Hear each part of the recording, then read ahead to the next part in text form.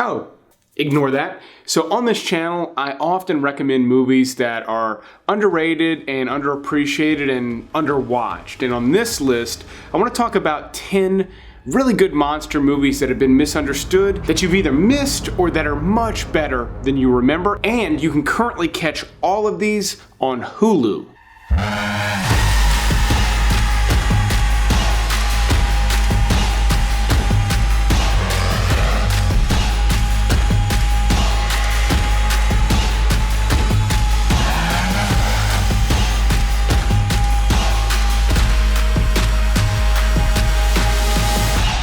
As always, here's a full list in the top pinned comment down below, and they won't last on Hulu forever, so be sure you click that subscribe button and the little bell icon. That way you get notified when videos like this release. But let's go ahead and start all the way at the back of this list at number 10 with Arachnophobia, which has held up over time even if its audience has not. So this is one from the 90s that has been forgotten over time. And while it's not the scariest thing on earth, of course assuming you don't have a crippling fear of spiders, it still is a fun movie. There's some humor in it, although I wouldn't quite call this a horror comedy. Jeff Daniels is great, but you've also got a really good role from John Goodman as the exterminator. That's where a lot of the humor's coming from. It is a dated movie with some dated special effects, but still just a cool spider flick. Just keep in mind, and it is all the way back at number 10. Now for something much more recently released that slid in way under the radar, Colossal stars Anne Hathaway and Jason Sudeikis in one of my favorite things I've seen Jason Sudeikis in a while, outside of Ted Lasso, of course. That show is amazing if you haven't started watching it yet. But he really surprised me in this movie, and Hathaway not so much. In fact, I found this to be one of her more boring roles for her. But in this movie, there is a giant creature destroying cities on the other side of the planet, and Anne Hathaway's character notices that when she moves, this creature moves. It's an interesting setup. It is silly. It doesn't really make much sense, but it's a very effective metaphor in this particular story.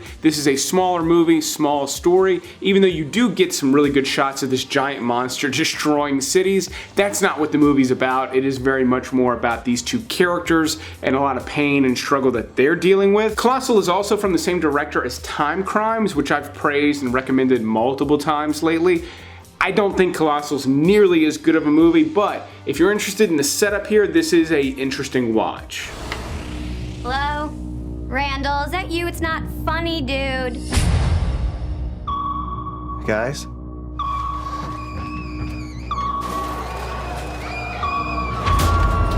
This is not good. Now my next pick is not misunderstood as much as it was just plain missed. But The Night Watchmen is about a group of security guards fending off their turf from zombie vampires. This is just a wild, fun ride in the vein of Shaun of the Dead. In fact, it's got a lot in common with Shaun of the Dead.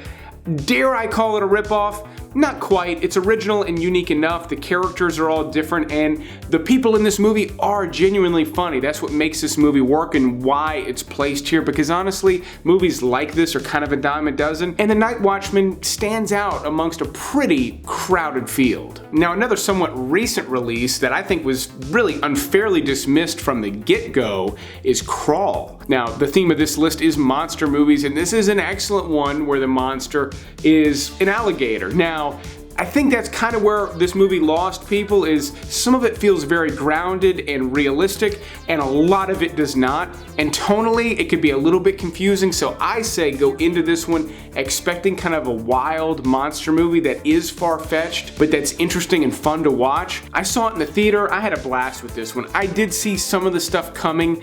By no means is this movie a masterpiece, but for a fun late-night monster movie type watch, this one's kind of got a bit of everything. It's intense, it's scary, but it's also fun and wild and kind of over the top at times as well. Now, in a big franchise that is just packed full of more disappointments than it is good movies, arguably the second best, if not the second, then definitely the third best Predator movie of all time is Predators from 2010.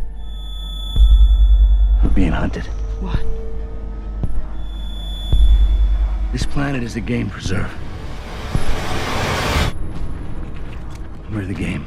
This was actually produced by Robert Rodriguez, who has an eye for action movies. And while it did rehash a lot of things from the original Predator, I didn't necessarily mind that. It did enough new interesting things. And I get you can't go from Arnold Schwarzenegger to Adrian Brody, but I thought Adrian Brody made that work. Lawrence Fishburne has an interesting appearance. Danny Trejo. Walton Goggins has got a great little role in this as well. And then I guess the fact that it felt like the original Predator, that was just really cool. I enjoyed watching this movie a lot, and if I'm gonna go back and pick out Predator movies to watch, obviously I'll always go with the first, but I honestly feel like it's a toss-up between this one and Predator 2.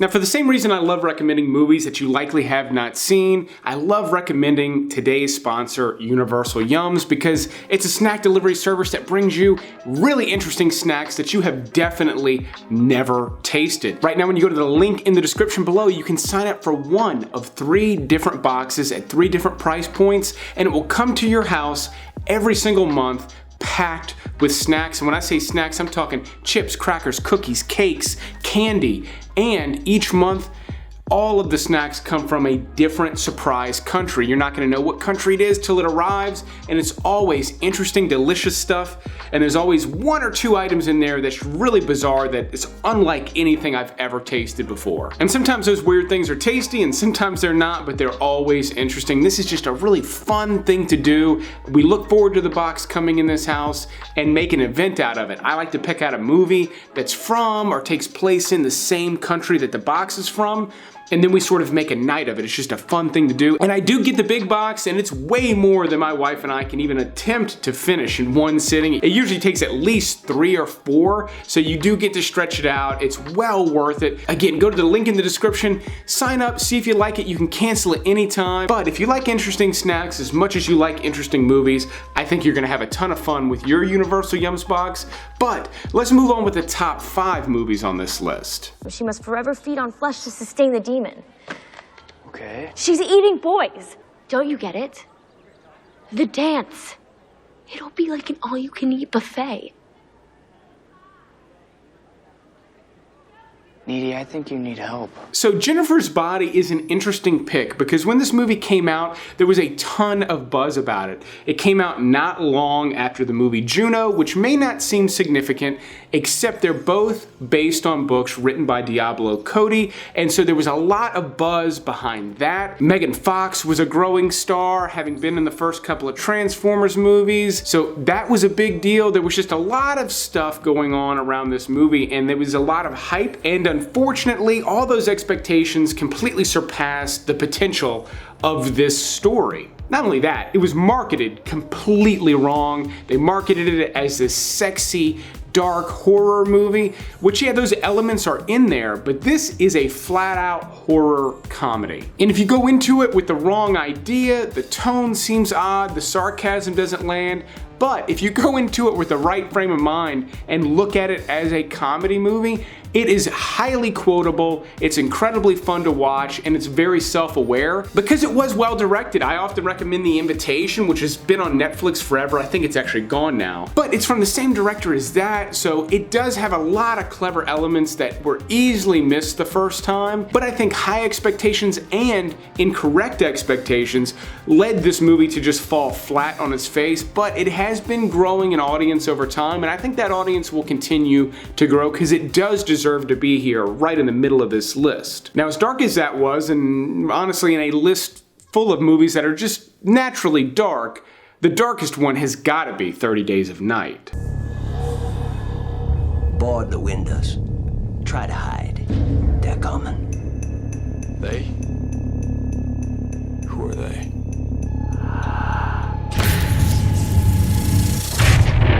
Now, unlike Jennifer's Body, 30 Days of Night did pretty well on its release, and I think that's largely because it came out at a time when Twilight was all the rage, and honestly, a lot of us were getting sick of that type of portrayal of vampires. All of the hard edges were getting rounded off, and 30 Days of Night brought bloodthirsty, vicious vampires back to the screen in a big way. Now, this is actually based on a graphic novel series that has amazing, splattery, watercolory illustrations, and the movie did an amazing job of bringing that to life on screen. This was actually produced by Sam Raimi, who's most famous for the Evil Dead franchise, even though he made most of his money doing the initial Spider-Man movies. But as a producer, this was his return to horror. I love that he chose that graphic novel to work from. I love that it actually worked out and it represented the source material fairly well. It's a shame this didn't turn into a better series over time, but it still is just bloody good fun. Now, my next pick actually went on to win the Academy Award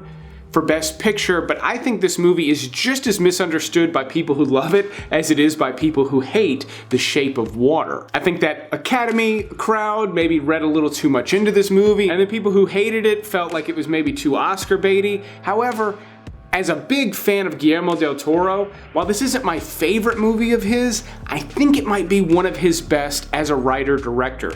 In this movie, he brings this new creature to life, even if he does look a lot like Abe from Hellboy, but he brings this new monster to life that I think has a lot more in common with some of the original movie monsters. And yes, I mean specifically movie monsters in the way they were brought to life on screen, like Dracula, the Wolfman, the Invisible Man, obviously the creature from the Black Lagoon. But this movie in particular feels more like it belongs with that era than anything else I can think of, except for the woman having sex with a fish. I don't think they would have done that back in that era. I really liked a lot of the elements, especially Michael Shannon. Even though I love him and everything, I really liked him going hard playing a bad guy in this movie, and there were so many little elements that carried through that I thought were just interesting but different, and they felt like Guillermo del Toro, but I don't know, this movie had a really nice balance to it where it wasn't super creepy, but it also wasn't just squeaky clean and artsy. Now, even though we're on my second pick, I consider Attack the Block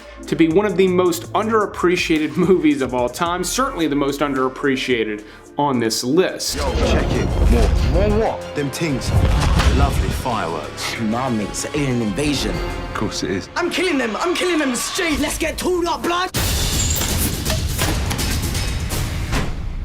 Quite sweet, really, aren't they? It's now 10 years old, and I think it has yet to cultivate the audience that it deserves. This is an alien invasion movie, and it is just wild, crazy fun. There's plenty of humor in it. It skirts the line of like horror or comedy, but it's also an action adventure. There's plenty of action, practical effects, great soundtrack, really interesting characters, interesting, unusual setting for a movie like this. I mean, it honestly just hits on all cylinders. If you like anything that I've described in the last 30 seconds, this is gonna be one of the best movies I could recommend on any streaming service right now, out of things that you've likely missed. Now, I know that was really high praise for my number 2 pick, but it is a strong recommendation, and it's a recommendation I can give to everybody. While I think my number 1 pick is a superior film, it's not as strong of a recommendation for a couple of reasons, one being they don't speak English in it. But it is gradually becoming one of the best and most enduring monster movies of the 21st century. And it's from the director of Parasite and Snowpiercer. I'm talking about The Host. At the time that it was released, it was really considered a fresh take on, I guess you could say, the kaiju genre, the Godzilla type movies. It's very different in a lot of ways, and that's what makes it so interesting. The way that the monster comes about was interesting and felt very real. So not only do you get this big attack from this monster that carries on for quite a while, but then you get this amazing sort of adventure story that unfolds. But as the main characters begin to uncover the origin of this thing, the movie just gets more and more interesting. It's no surprise this guy went on to direct a lot of other successful movies. If you have not seen it, I highly recommend it. And if this is your first time watching one of my videos, the best way to go is start at the number 1, number 2 spot and work your way back, and just stop watching when you start losing interest, because they are ranked pretty well. But let me know in the comments below what you look forward to watching most off of this list.